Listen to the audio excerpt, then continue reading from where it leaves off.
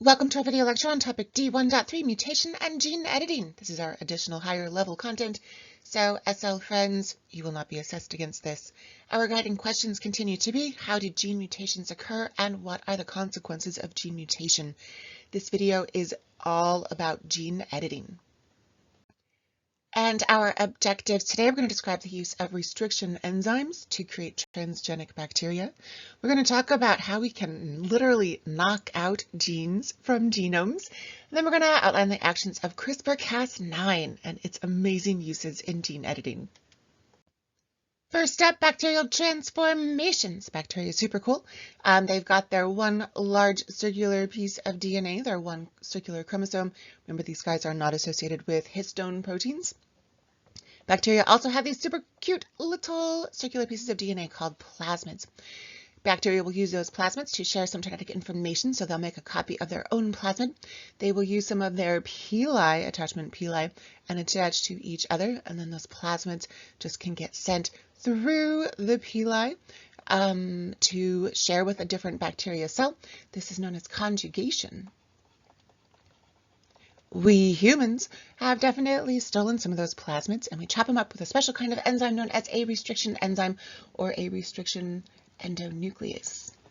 They're called restriction because they are restricted to specific recognition sites for chopping the DNA. This happens to be the recognition site for the restriction enzyme known as EcoR1. What's kind of cool, it's a palindrome. Palindromes are words that read the same way frontwards and backwards. So G-A-A-T-T-C, G-A-A-T-T-C. So it's a palindrome. What's super cool is it doesn't cut like straight through the double-stranded DNA, but restriction enzymes like EcoR1 instead do what we call a sticky end cut. So we're going to cut here and zigzag down here. And then these guys now used to be hydrogen bonded to their complementary bases, but they're not anymore. And so there's lots of forces of attraction. They don't have anything to stick to right now. They're sticky. They would like to attract. They are attracted to complementary bases. So if we cut perhaps the plasmid DNA with that restriction enzyme, and then we have some other specific gene that we chopped out with the same restriction enzyme, they're going to have the same sticky ends, and so they will anneal or stick to each other pretty easily, and then we can add some ligase to zip up those little nicks. This is how we currently make insulin for people with type 1 diabetes. So this maybe has the gene for human insulin that we chopped out of human DNA, and then we cut it with a restriction enzyme, use the same restriction enzyme on some plasmids, those bacterial plasmids. Now this plasmid has the gene to make human insulin, and because the genome is universal, most of us living things use pretty much the same code, same codon chart to make our proteins from our DNA sequences, we can get these bacteria to make insulin that is literally human insulin. How do we get these plasmids back into the bacterial cells? A couple options. We have electroporation, where we pretty much turn on this super strong electrical field. DNA is a little bit negatively charged. It'll be attracted to the positive end of that electric field. And as it is moving toward the electrical field's positive side, if there are bacteria in the way, it might just blast into the bacteria cells. Not super efficient, lots of damaged DNA, lots of dead bacteria cells, but you know, it's an option. The other option is with some calcium chloride. So we just put the bacteria into some super cold calcium chloride, move it to the hot, move it back to the cold. That makes the cells what we call competent, and that encourages them to simply uptake the plasmid DNA. Again, super not efficient. We're talking about 1 out of maybe 10,000 bacteria cells will actually do this successfully. But what we do is we add an antibiotic resistant gene to our insulin gene. And then when we take these bacteria and grow them on our petri dishes, we add to the agar, the bacteria food, we add an antibiotic. And so the cells that did not, the 9,999 cells that did not take up that new gene die because they don't have the antibiotic resistant gene in them. The guys that did take up the insulin also are going to take up that antibiotic resistant gene. And so only our cells with insulin-producing genes grow. And then voila, we make lots of insulin for people with type 1 diabetes. Another way that we can edit genes is by literally knocking them out. So why would we want to do this? We have been able to sequence DNA in so many organisms, but we don't always know what those sequences do, like what's their job. And so what we can do now is kill a gene, knock it out, break a gene in some stem cells, grow an organism with those stem cells, and then look to see what is wrong with that organism. And then we can go backwards and be like, well, that must be what that gene was supposed to do since this is what's now broken. How do we knock out these genes? We build a sequence of DNA that has the gene broken. So maybe an early stop codon or something else that breaks the gene. We add a couple other pieces to it, and we'll talk about what those pieces are in a little bit.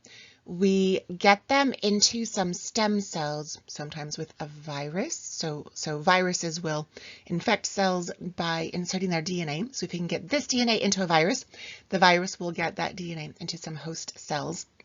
Once our broken little piece of DNA is inside a host cell, what we hope happens is that some crossing over between our engineered DNA and the chromosomes that are already there will happen, and then our little piece will get inserted into the chromosomes, and those chromosomes will persist in the cells.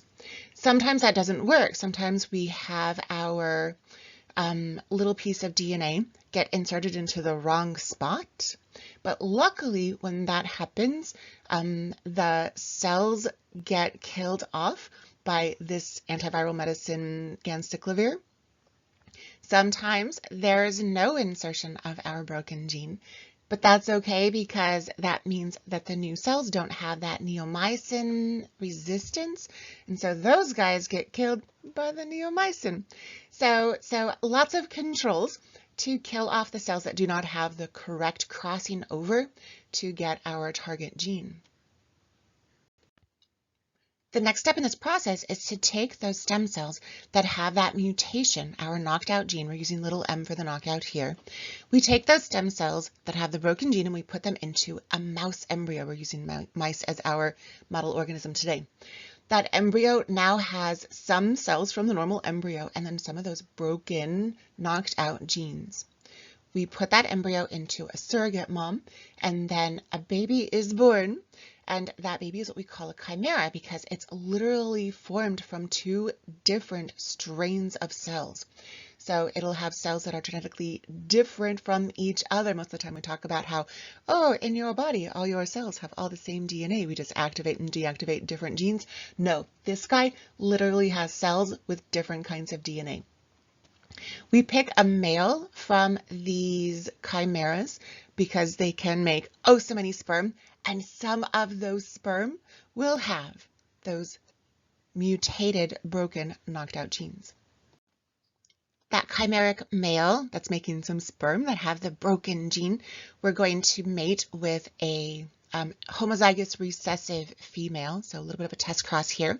We look at our heterozygotes, which have the broken gene, that knocked out gene in them. We take two of them and we cross them, and we should see some babies that have some phenotype that is different because they got that homozygous recessive knocked out piece because both of these guys were heterozygous. And then this one, we can look at the phenotype and figure out what's going on. In this case, it looks like there must have been something developmentally wrong with how the vertebrae was growing. And so that gene must have had something to do with backbones. You might be wondering, why do we even care about mice and their backbones growing? So a lot of our DNA and all of us living things are a lot of homologs, a lot of genes that do similar functions in different organisms. And so by studying stuff in mice, we're able to make some conclusions also about us humans. One super cool gene that we learned about by studying mice was piezo2. So here's the wild type, or normal mouse, not a knockout. And when it is under certain kinds of pressure, here it happens to be tail pressure, it does this with its legs. When these genes were knocked out, that's what the KO is, these different kinds of knocked out piezo2 mice, they did all kinds of different weird things with their legs. And it turns out that piezo2, we figured out with more and more studies, is involved with our sensitivity to pressure. So piezo2 is this gene that makes these pumps, when they get squeezed, pushed on, release ions, and then things happen that tell our body that we're being squeezed. One of the consequences of this is we know when we need to urinate. We know when our bladders are full, because when our bladders get full, it starts to put pressure on those pumps that come from our piezo genes, which sends signals to our brain, and then we're like, I need to go use the restroom because my bladder's full. People with mutations in their piezo genes might not know that their bladders are full and then struggle to get to the restroom in time. Lots of other interesting, super cool things involved with these piezo genes and all about this pressure sensitivity. Mouse models are a super common use in lab. Another one that we love to use are yeast. And this library horizon, you can go and buy pretty much any gene knocked out of yeast. So whatever gene you want, you just plop it into that search bar. Say, I want yeast with the gene for making cytochrome C knocked out, and you pay some dollars and they'll send it to you just like that. Super cool. So why do we care about studying yeast? Again, a lot of us organisms have genes in common. They are highly conserved across lots of species because they do super important things. This one happens to be for a sodium-potassium pump, and we can see these different letters are our amino acid sequences in these different pieces, and we can see that for the most part there are lots and lots of commonalities, just a few little differences here and there, but these genes are highly conserved because they're super functional. Why would you want to break your cytochrome C? It's involved in the electron transport chain. It's how we make ATP. Living things need ATP.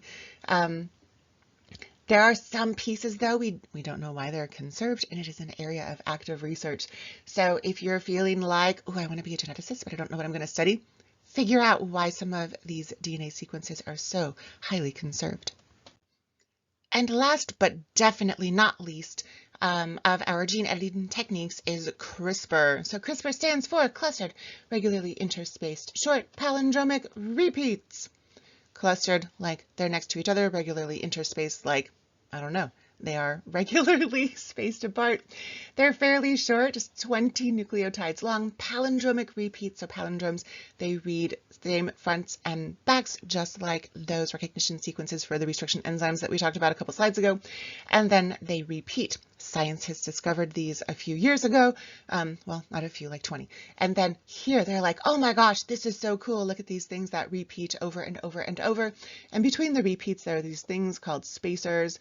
Those were boring, but look at these repeats. Turns out the spacers are the cool parts. So we stole this CRISPR stuff from bacteria. So bacteria cells, ooh, that's a bacteria cell. Bacteria cells can be infected by super cool little viruses called bacteriophages. Bacteriophage.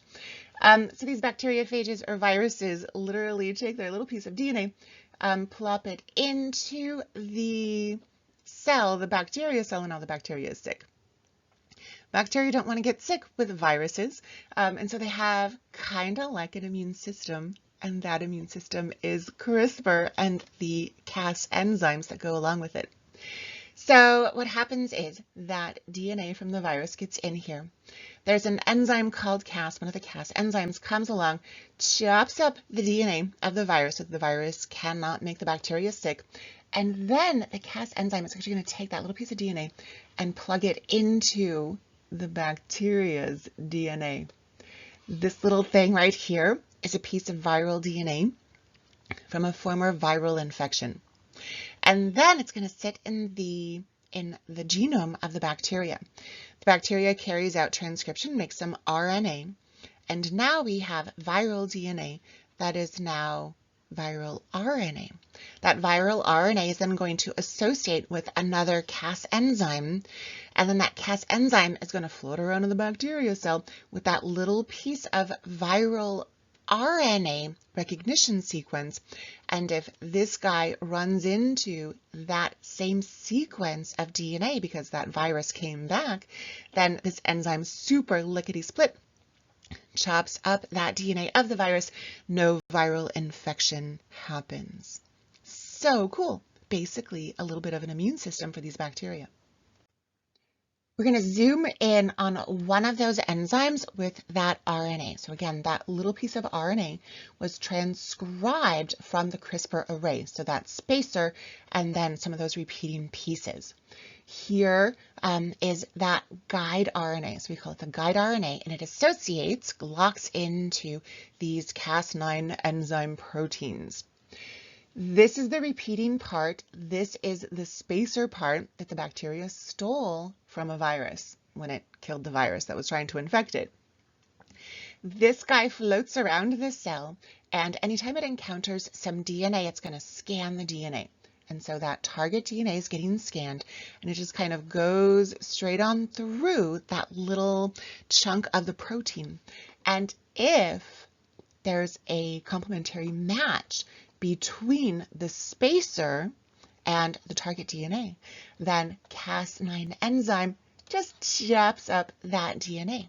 And so our target DNA gets cut if we have a match. Cells don't like to have broken DNA. There are lots of repair mechanisms in place. Sometimes when we have that repair happen, it just closes right back up. But sometimes if we have some new chunks of DNA floating around, that new DNA can get inserted into that broken piece before the enzymes come along and fix her up. And so we can add some genes using CRISPR. We can also now engineer specific sequences to put into that single guide RNA.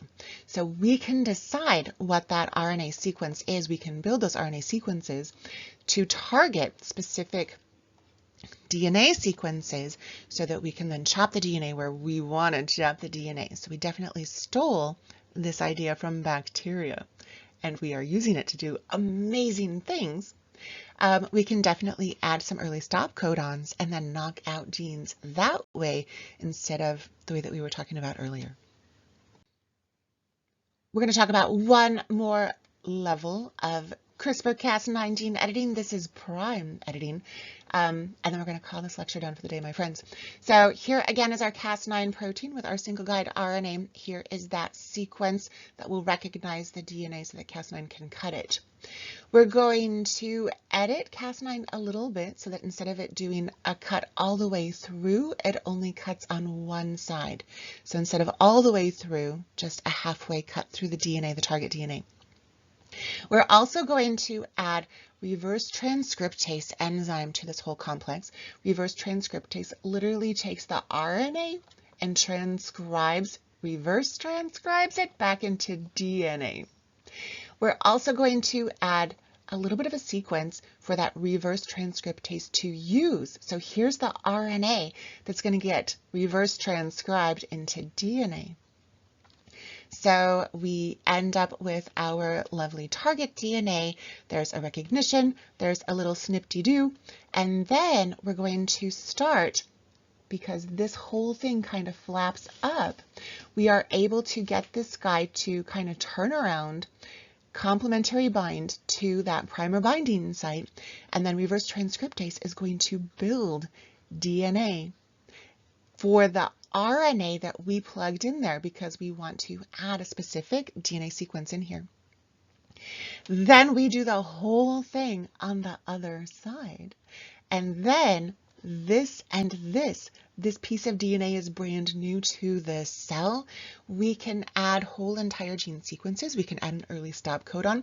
We can fix mutations. It is kind of fabulous. We recently approved here in the United States at the end of 2023, depending on how recently is recently.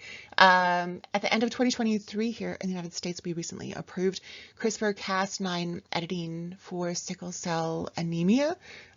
There are therapies for deafness. There are a lot of really exciting options for people to treat some disorders using CRISPR-Cas9. It's very exciting times, my friend. And on that note, we did it! Objectives accomplished. We described the use of restriction enzymes. We can also call those endonucleases in the creation of transgenic bacteria.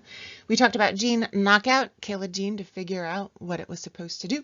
And then we also talked about CRISPR-Cas9 and its uses in gene editing. Great work today.